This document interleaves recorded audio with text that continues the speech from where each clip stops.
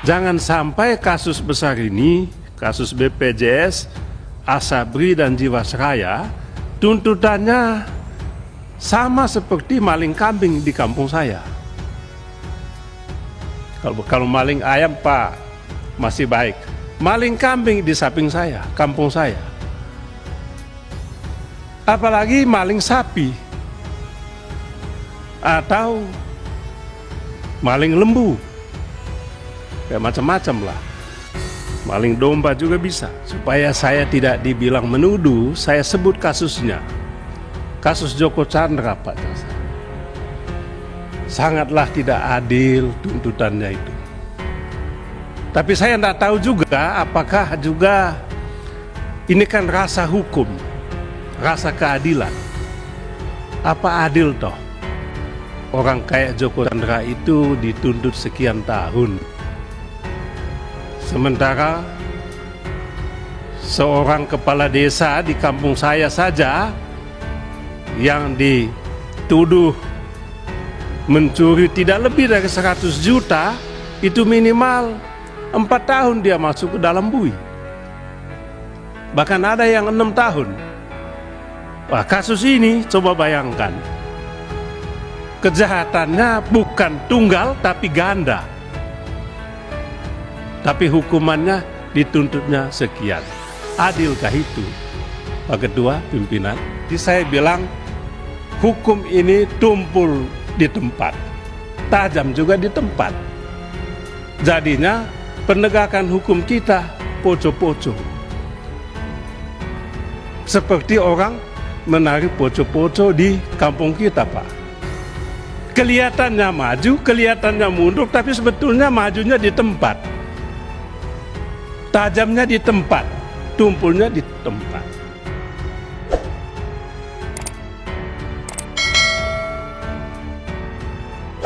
Pak Ketua Komisi Pimpinan, Bapak Ibu anggota Komisi 3, Pak Jaksa Agung dan Pak Kajam yang saya banggakan. Saya ingin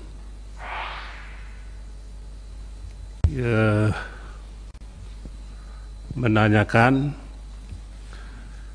hal-hal yang hemat saya penting untuk dijawab guna memberikan kepastian kepada publik tentang penegakan hukum di institusi kejaksaan. Yang pertama, sebelum saya sampaikan pertanyaan, saya menyampaikan apresiasi kepada Jaksa Agung, khususnya keberaniannya dalam mengungkapkan, menangani kasus korupsi di Jiwasraya, Asabri, dan mungkin BPJS. Tetapi apresiasi pada tahap itu saja mungkin belum cukup. Keberanian itu sudah dimulai dan kita apresiasi. Tetapi kita membutuhkan apresiasi selanjutnya. Maksudnya tidak hanya berhenti pada tingkat pengungkapan, tetapi publik ingin mengetahui dengan jelas siapa-siapa sebetulnya yang terlibat dalam kasus-kasus itu. Dalam kasus Jiwasraya yang sekarang sudah diproses, dalam kasus Asabri dan BPJS.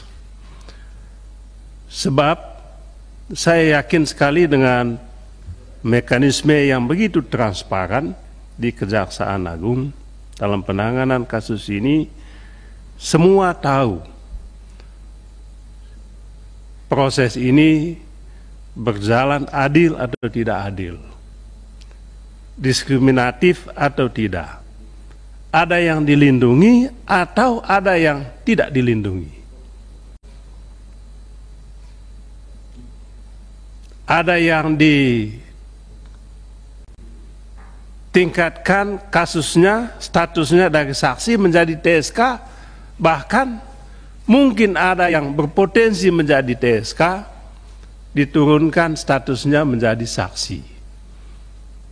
Nah, inilah permainan hukum yang menurut saya apabila tidak dilakukan pengawasan yang ketat, maka proses pemeriksaan, proses penyelidikan, proses penuntutan tidak sebagaimana yang diapresiasikan. Dan nanti ujungnya itu misalnya soal tuntutannya. Nah, ini nanti kita akan lihat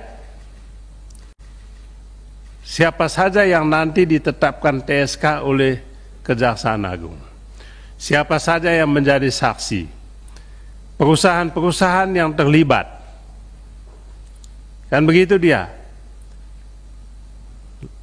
Kemudian aset-aset yang disita, aset-aset yang diblokir. Mengapa ini diblokir, ini tidak? Ada yang ada hubungannya dengan kasus, itu diblokir. Tapi ada juga yang tidak ada kaitannya dengan kasus kejahatan korupsi yang ditangani, itu diblokir. Itu ada juga. Nah, ini yang saya katakan tadi, ada proses yang dituntut oleh publik supaya berjalan lebih transparan dan lebih adil untuk mendapatkan kepastian hukum itu. Ujungnya nanti adalah tuntutannya.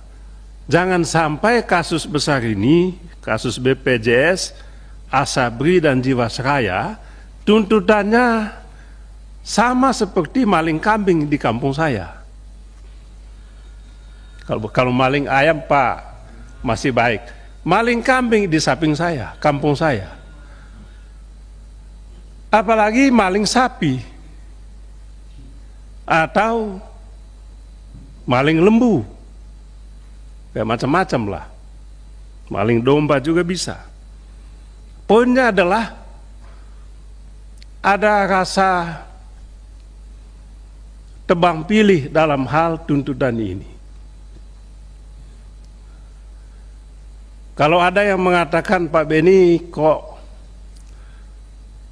abstrak sekali, kok nuduh, ya supaya saya tidak dibilang menuduh, saya sebut kasusnya.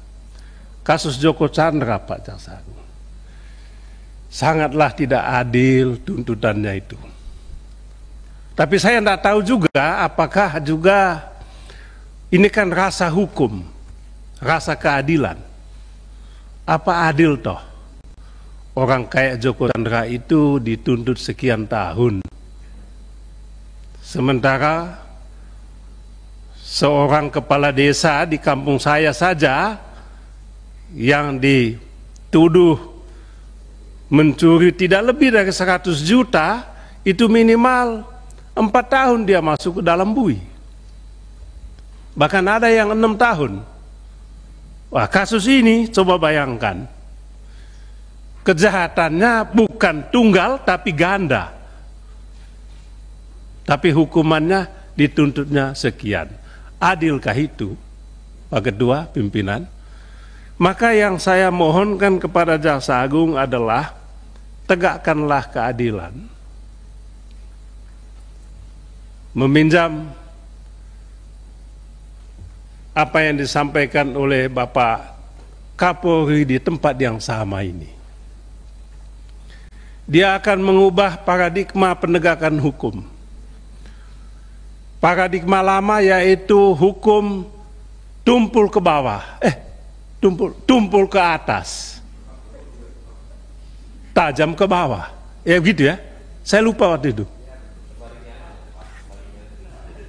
Nah, lalu saya sambung, Pak Jaksa Agung, bukan hanya tumpul ke atas, tajam ke bawah. Hukum Bapak saya sampaikan, tumpul juga ke kanan, bisa juga ke kanan tumpul, ke kirinya tajam, atau bisa juga kirinya tajam, kanannya tumpul. Tapi aku tolong jangan ditanya, Pak Beni, apa yang dimaksudkan dengan kanan dan kiri itu. Ya, oleh sebab itu daripada banyak interpretasi, saya bilang hukum ini tumpul di tempat, tajam juga di tempat. Jadinya penegakan hukum kita poco-poco. Seperti orang menari poco-poco di kampung kita, Pak. Kelihatannya maju, kelihatannya mundur, tapi sebetulnya majunya di tempat. Tajamnya di tempat, tumpulnya di tempat. Ya, oleh sebab itu, mohon sekali Bapak Jaksa Agung yang dari semula kami sangat apresiasi dan sangat mendukung, supaya Bapak memimpin lembaga ini, jagalah independensinya, supaya jangan tumpul ke kanan tadi atau tumpul ke kiri tadi. Bahasa yang lebih kasar lagi adalah janganlah jadi alat politik. Itu kasar, Pak. Kalau bahasa yang tadi itu bahasa tidak langsung, itu kan begitu. Bahasa langsung adalah tinggalkanlah hukum, tinggalkanlah suasana, tinggalkanlah kebiasaan kejaksaan menjadi alat politik. Di pusat saya tidak begitu merasakannya, tetapi di daerah sangat nampak ini, Pak. Rasanya kalau saya ke daerah, rasa itu muncul itu. Kok begini? Ada juga jaksa-jaksa di daerah yang mungkin dikasih sumbangan mobil, kan begitu. Nah, ini dia. Dipinjam mobil, pinjam, Pak, nggak dikasih. Karena kalau dikasih nanti kena KPK, Pak Supriyansa. Pinjam istilahnya. Tapi kan substansinya adalah dikasih mobil, pinjam atau ini dikasih cuma-cuma, ya kan, itu bukan soal. Tapi ini yang terjadi. Tadi teman-teman menyampaikan pentingnya pengawasan Bapak. Saya apresiasi pengawasan itu dilakukan, tapi ini yang terjadi. Jadi sekali lagi kami memberikan apresiasi atas langkah-langkah yang dilakukan oleh Jaksa Agung berkaitan dengan kasus-kasus ini. Kemudian hal-hal yang berkaitan dengan pertanyaan publik, Pak. Satu, apabila Kejaksaan Agung, kejaksaan, tugasnya menegakkan hukum, memberantas korupsi. Nah, di banyak daerah, Pak, kami temukan dan juga berkali-kali kami sampaikan juga di sini. Mohon di era Bapak bisa selesaikan masalah ini. Yaitu berkaitan dengan unsur kerugian negara dalam penanganan kasus korupsi oleh kejaksaan. Yang terjadi adalah kejaksaan menetapkan si A atau si B jadi tersangka. Ini pejabat ini, Pak. Baru diminta BPK atau BPKP menghitung kerugian negaranya. Dia sudah TSK ini. Mohon maaf aja, Pak, ini sudah berkali-kali saya sampaikan. Mohon Bapak selesaikan. Si pejabat ini sudah ditetapkan TSK, barulah kejaksaannya minta BPKP menghitung kerugian negaranya. BPKP tidak mau menghitung kerugian negaranya dengan alasan sudah ada hasil BPK dan tidak ada masalah. Tidak ada masalah ini. Untuk apa lagi BPKP bikin. Maka oleh kejaksaan tadi dicarilah akalnya. Akalnya apa? Dia datang ke lembaga politeknik atau apa itu Pak yang bangunan itu. Padahal bangunan itu sudah selesai 5-10 tahun lalu. Dia datang ke sana. Ini ahli tadi dosen ini, politeknik ini. Sampai di sana dia bilang, wah bangunan ini rusak. Ya pasti rusak, udah 10 tahun lalu. Lalu si politeknik tadi hitung dia. Kerugian negaranya sekian, kan gitu Pak.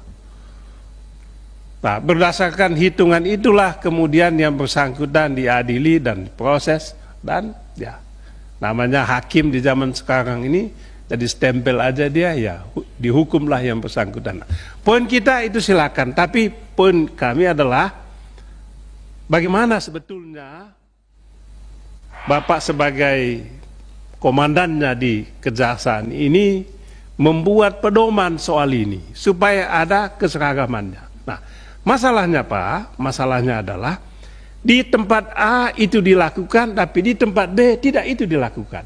Kan gitu loh. Lalu loh, apa boleh toh suka-suka begitu? Itu satu Pak. Yang kedua, apakah boleh juga Jaksa Agung membuat panduan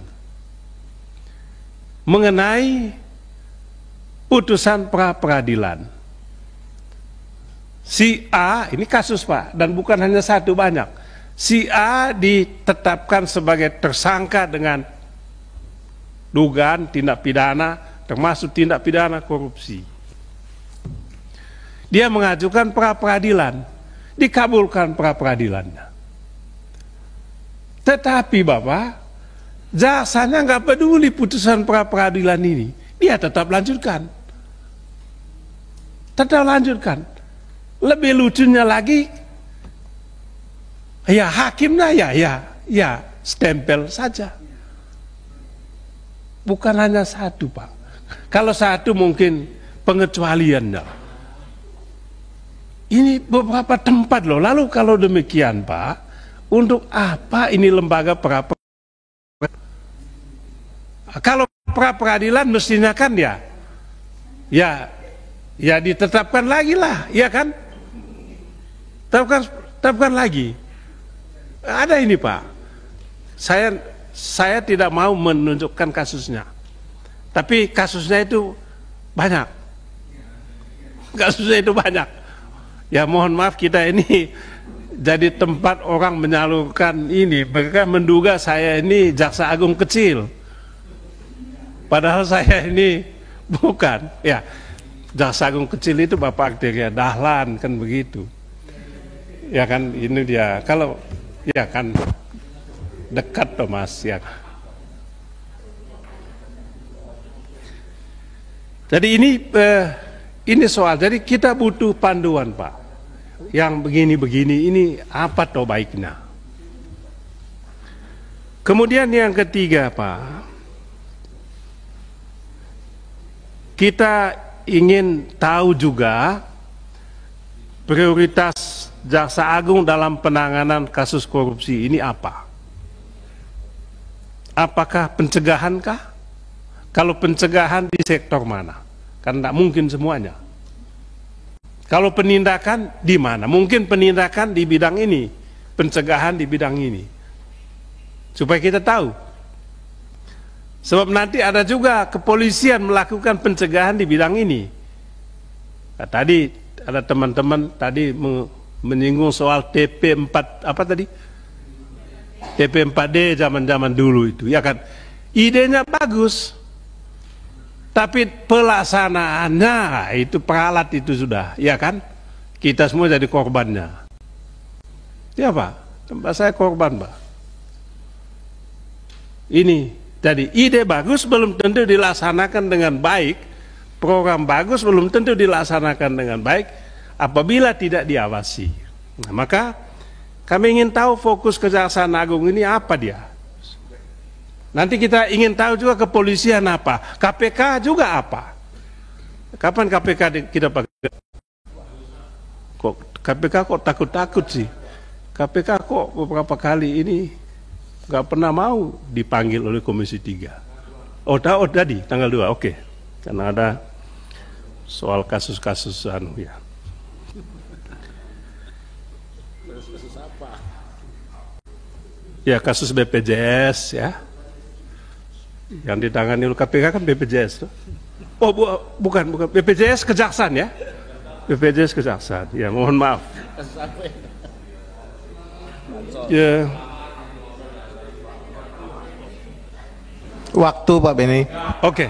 Baik, saya terganggu dengan saya kadang-kala lupa kasus-kasus itu tadi. Mohon maaf saya. Terima kasih banyak. Ya, terima kasih banyak.